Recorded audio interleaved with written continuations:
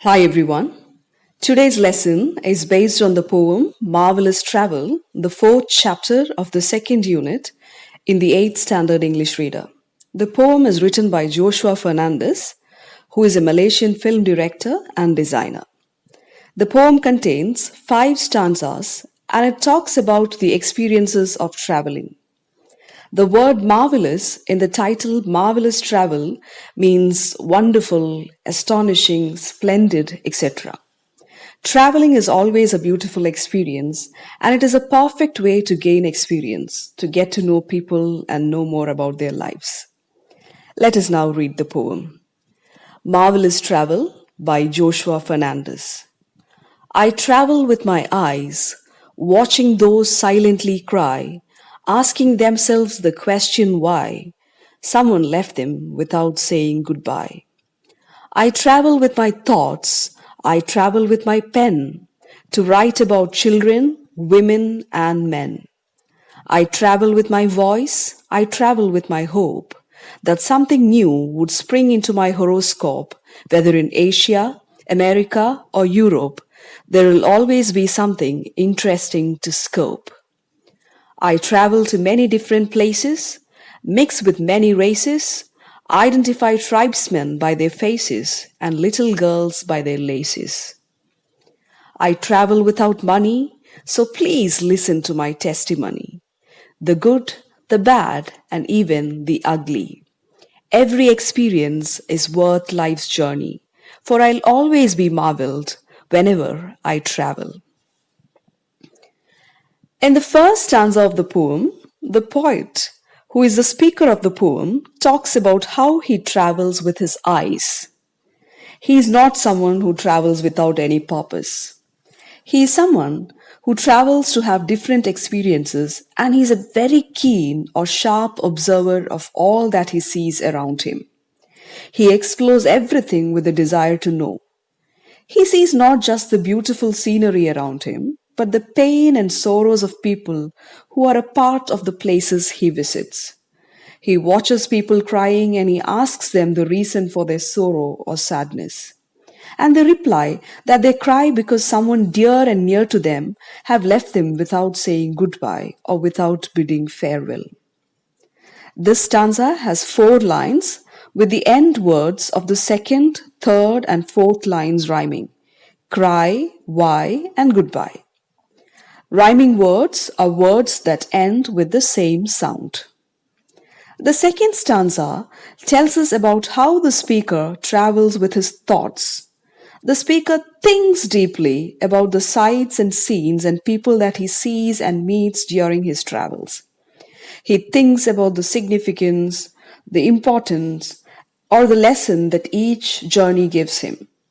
He says that he also travels with his pen to write about children, women, and men that he comes across during the course of his journey or travel. When he says that he travels with his pen, the speaker means that he records or writes down his travel experiences, maybe to make them into travelogues later on. This stanza contains 3 lines with the end words pen and men in lines 2 and 3 rhyming. The third stanza has 5 lines and tells us of how the speaker travels with his voice and with the hope that something new would happen. He believes that no matter which continent he travels to, be it Asia, America, or Europe, he will have something interesting or new to scope. To scope means to examine or investigate. The speaker believes that traveling to different places and using his voice or speaking to people will give him new and positive experiences that would change his horoscope or his future forever. Horoscope is an astrological forecast of a person's future. Life is a journey full of surprises, and we never know when something good or bad might happen. The speaker hopes to have new experiences that will change his life during the course of his travel. The rhyming words in this stanza are hope, horoscope, Europe, and scope. The fourth stanza explains how the speaker of the poem travels to many different places and mixes with many races or groups of people. He has no problem mixing or getting to know different types of people, and he mingles freely with all of them. He has been traveling for a very long time, and he has been to so many different places that he has a lot of travel experiences.